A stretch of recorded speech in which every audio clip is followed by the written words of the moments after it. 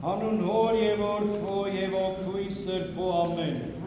Ողորմություն եմ կամենում և ոչ զոհ։ Սիրելի հավատացյալներ, այս արտահայտությունը վերցված է այսօրվա ընթերցված ճաշու ավետարանից, Մատթեոսի ավետարան 12 գլուխ 1-8 համարներ։ Հիսուս շաբաթ օրով անցավ արտերի միջով, նրա աշակերտները քաղցած էին և սկսեցին հաց պոկել և ուտել։ Փարիսեցիները երբ այս տեսան, Հիսուսին ասացին. «Ահա քո աշակերտները անում են մի բան, որ շաբաթ օրն անել օրինավոր չէ»։ Ուրեմն աշակերտները շաբաթ օրով, սիրելի հավատացյալներ, անցնում են ցորենի արտի միջով և քանի որ քաղցած են, հաց պոկում, մաքրում, ուտում են և սրա հետ կապված անմիջապես արժանանում են փարիսեցիների և դպիրների, ուրեմն մեղադրանքի, տեսեք, խոսք ուղղում են Հիսուսին, ասելով, ահա տես քո աշակերտները մի բան են անում, կարծես աշակերտները արածը առիթ են դարձնում հենց Հիսուսին քննադատելու, հանդիմանելու, որտեղ ասում են, կարծես դու էլ որպես վարդապետ և ուսուցիչ, այս ամեն ինչը տեսնելով չես մեղադրում, չես հանդիմանում, որովհետև շաբաթ օրը սուրբ պահելու պատվիրանը կար, և ինչն է հետաքրքիր, որ սիրելի հավատացյալներ, այս պատվիրանի հետ, երբ որ մենք իսկապես այսպես հետևում ենք նոր գտակարանին, տեսնում ենք, որ պատվիրանի հետ կապված ուրեմն շատ անգամ հրեաները հասել էին չափազանցության, հասել էին ծայրահեղության, և նայեք, այդ օր ընդհանրապես ճաշ պատրաստելը մեղք էր համարվում։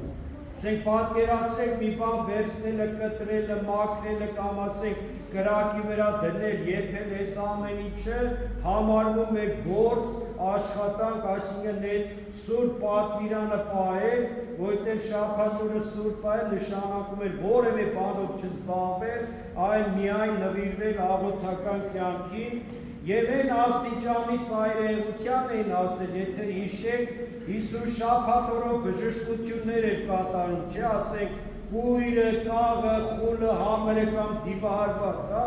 փոխանակես ամեն ինչի հետ իրենք այսպես ոգևորվեին, ուրախանային, ներշնչվեին, մարդը ցավի մեջ առապում, ենթադրեք հաշմանդամ, դիվահարված և այլն, փոխանակ ուրախանային, այլ Հիսուսին մեղադրում են և հանդիմանում են, որ ինքը շաբաթ օրով նույնիսկ բարի գործ է կատարում, այսինքն բարի գործ կատարելն է շաբաթ օրով մեղք էր համարվում, այսինքն այս պատվիրանի հետ կապված կար ուրեմն չափազանցություն և ծայրահեղություն։ Հիմա շարունակենք և ուրեմն կարդանք։ Եվ նա նրանց ասաց, Հիսուս նրանց ասաց. դուք չեք կարդացել, թե ինչ արեց Դավիթը, երբ քաղց զգացնա և նրանք, որ նրա հետ էին, թե ինչպես մտավ Աստծո տունը և կերավ առաջավորության հացը, որն ուտել օրենքով չէր, ոչ նրա և ոչ էլ նրա հետ եղողների համար, այլ միայն քահանաների համար։ Ուրեմն տեսեք, հիմա Հիսուս, երբ որ Դավիթ թագավորի օրինակն է բերում, ուրեմն ինչ է ուզում ասել, առաջին հայացքից մեզ թվում է, թե կարծես այսպես օրենքի նկատմամբ նախանձախնդրությունը կամ օրենքի խստությունը առիթ դարձավ իրենք աշակերտներին և նաև աշակերտների միջոցով Հիսուսին հանդիմանելու, հիմա այս Դավիթի օրինակով Հիսուս ներկայացնում է, որ առաջին հերթին ձեր մոտ ոչ թե այդ օրենքի խստությունն է կամ նախանձախնդրությունը, այլ իմ անձի դեմ եղած հակառակությունը, չարությունը և ատելությունը։ Որովհետև Դավիթի օրինակը, որ բերում է, երբ որ Դավիթը ինքը Սավոլի հետապնդումներից փախչում էր, Սավոլ ուզում էր Դավիթին սպանել, ասում է մտավ, ուրեմն և կերավ առաջավորած հացը Աստծո տունը, որ օրենքով արգելված էր, միայն քահանաները կարող էին այդ հացից ուտել, օգտվել և ինքը և մյուս զինվորները դրա իրավունքը չունեին,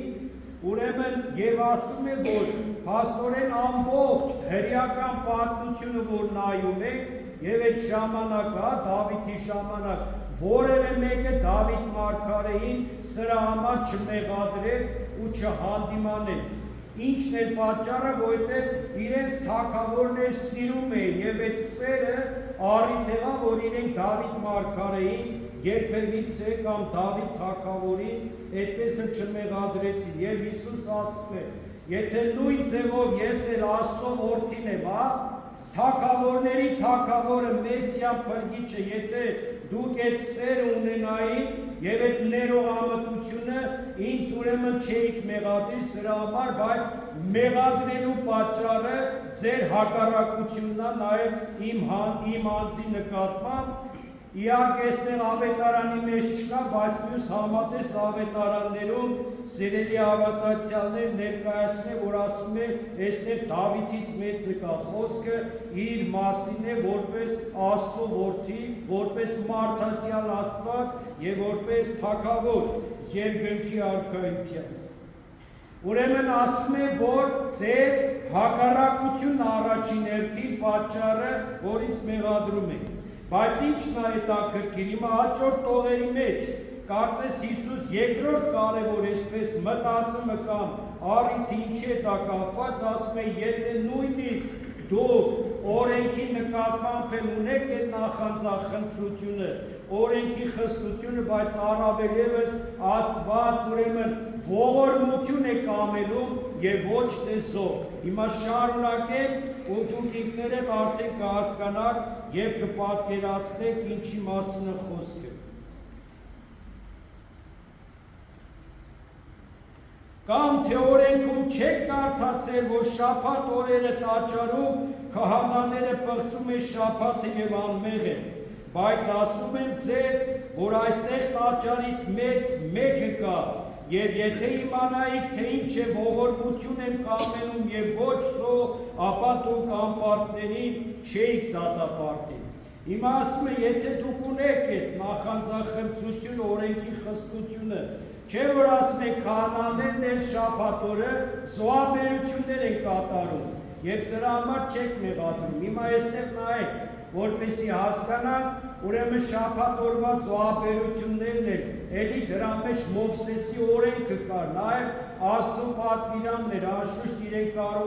կարող էին արդարանալ ասելով, որ հրաման են կատարում, դա կարևոր գործ է, զոհաբերությունները, հանուն Աստծո, գիտեք, կենդանիների զոհաբերությունը կար սրբագործվելու, մեղքերից մաքրվելու, սրբվելու եւ ազատագրվելու հետ, եւ Հիսուս շատ լավ հասկանալով, որ ասում է ողորմություն եմ կամում եւ ոչ թե զոհ, այսինքն կան իրավիճակներ, սիրելի հավատացյալներ, ասելով, որ ես էլ շատ կարևոր գործնեությամբ եմ զբաղված, որովհետև կոչված է արքայության ավետարանի քարոզությունը բերելու եւ Աստված ավելի շատ նայում է ձեր ողորմությանը, այս սերն ու ներողամտությունը պետք է ունենաք, քան թեկուզ օրենքի խստությունը, մի շատ լավ արտահայտություն կա, այսպես գրաբար, հարկ լուծանեն զորենս, այսինքն կարող են իրավիճակներ լինել, կարող են շատ կարևոր հանգամանքներ լինել, որի դեպքում սիրելի հավատացյալներ, ուրեմն այդ օրենքի խստությունը, այդ նշածողը կարող են նաև մի փոքրանալ, որտեղ դրա արդյունքում շատ կարևոր պարտականություն կամ գործ կամ իրողություն պետք է կյանքի կոչվի։ Հիմա որ նայում եք, սա քրիստոնեության հաղթանակներ, սիրելի հավատացյալներ, բացատրեմ ձեզ, որտեղ մենք նայում ենք, որ մարդկային հարաբերությունների մեջ Աստված առաջին հերթին դնում է սերը, ներողամտությունը եւ առաջին հանգամանքների մեջ միշտ էլ օրենքի խստությունը կամ կարգուկանոնի խստությունը, նախանձախնդրությունը, նորից եմ ասում, որպես նշածող մի փոքր շատ այսպես պետք է տկարանա եւ թույլ ձևով դրսեւորվի։ Այդպես է մենք ինչ ենք անում։ Առաջին հերթին, երբ որ խնդիր կա, որպես քրիստոնյա հավատացյալ նախ առաջնորդվում ենք ներողամտության, հանդուրժողականության, որովհետեւ նայեք, եթե օրենքի խստության մեջ երբեք չլինի սերը, ներողամտությունը, ուրեմն իշեք դա արդեն դաժանություն է։ Իսկ եթե բարության մեջ էլ երբևիցե չլինի օրենքի խստությունը, շատ կներեք արդեն բարությունն էլ արդեն հիմարություն է։ Կարևոր իրավիճակներ, կարևոր հանգամանքներ եւ սա ուրեմն այնքանով է արժևորվում մեզ համար այսօրվա ընթերցված ճաշու ավետարանը, որ բոլոր հանգամանքներում, պարագաներում մեզ համար շատ կարևոր է սերը, ներողամտությունը, հանդուրժողականությունը միմյանց նկատմամբ։ Հիմա պատկերացրեք, որպեսզի խոսքս այսպես ավելի հասուն լինի եւ կարողանանք լավ տրամաբանել, հիմա օրինակը մեզ վրա վերցնենք, հիմա կարգ ու կանոնով ապրում ենք, գալիս եք ժամերգություններին մասնակցում եք, պատարակներին մասնակցում եք, անընդհատ ձեզ ասում եք պահքի մասին, պահքը պահում եք, շաբաթապահք, օրապահք եւ այլն, գալիս եք ակտիվ մասնակցություն ունեք հոգևոր բարեպաշտական արարողություններին, նախանձախնդրություններին, բայց հանկարծ ձեր հարաբերությունների մեջ չլինի քաղցրությունը, ջերմությունը, սերը, ներողամտությունը, հանդուրժողականությունը, ուղղակի չոր կերպով կարգ ու կանոնով ապրելը եւ կարգ ու կանոնի կամ օրենքի խստությունը։ Այդ ամեն ինչը զոհ է։ Աստված առաջին հերթին ողորմություն է կամենում։ Հիշեք, հիմա ինչ որ ես ասում եմ, ես չեմ մերժում խստությունը օրենքի, բայց առաջին իրավիճակների մեջ սերն է, հանդուրժողականություն, ուրիշ բան, երբ որ մարդը կշարունակի, կամ խոսքը կա, բարությունն է չարաշահում, այդ ժամանակ իհարկե անշուշտ պետք է պատասխանատվության ենթարկվի եւ պետք է այդ ամեն ինչի մեջ նաեւ խստությունն դրսևորվի։ Հիմա ոնց է նաեւ ասենք ենթադրենք գնում ենք ուխտագնացության կամ միտեղ, չէ, որոշում ենք կայացնում, որոշակի ճանապարհային քարտեզ ենք գծում, այսպես կարգ ու կանոն ենք դնում, բայց դրա մեջ ինչ է, երբեմն փոփոխություն ա լինում կամ հանգամանքները փոխում են։ Այդ ժամանակ է շատ կարևոր է, որ ներողամտություն լինի, որևէ պարագային չնեղանան մեկը մյուսից, դառնությամբ չլցվեն, տխրությամբ չանցնեն ամբողջ օրը, որովհետև Աստված ողորմություն է կամենում եւ ոչ թե զոհ, եւ սա է պատճառը, երբ որ մեղավոր կնոջը բերեցին եւ ասում էին ինչ անենք, օրենքով որ նային օրենքի խստությամբ պետքա քարկոծելով սպանեին, բայց ինչ ասեց Քրիստոս, ով անմեղ է թող առաջինը ինքը քարը վերցնի։ Եվ մի շատ կարևոր նաև միտք, շատ եկեղեցու այրեր ասում են, որ Աստված ինչու հրեշտակներին չթողեց մեղքերի թողություն շնորհելու, որտեղ ասում է հրեշտակները անմեղ են, հետևաբար անմեղ լինելով այդ կարգ ու կանոնի եւ օրենքի խստությամբ առաջնորդվելով մարդուն կարող է թողության չարժանացնել։ Դրա համար էլ մեզ հոգևորականներին, մեզ նման մեղավորներին, որ մենք մեր մեղքը տեսնելով ձեզ մեղքերի թողության արժանացնի։ Մարդուն է տրված, առաջին տեղում, միշտ հիշեք սիրելի հավատացյալներ, սերն է, գութը եւ ներողամտությունը միմյանց նկատմամբ։ Դրա համար նաեւ տեսեք ինչ է ասում վերջում։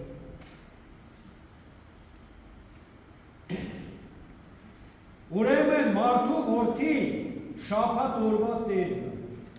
Մա ոչ թե հպարտանում ասա ես եմ տվել այդ օրենքը, դրա համար տերն եմ եւ այլն։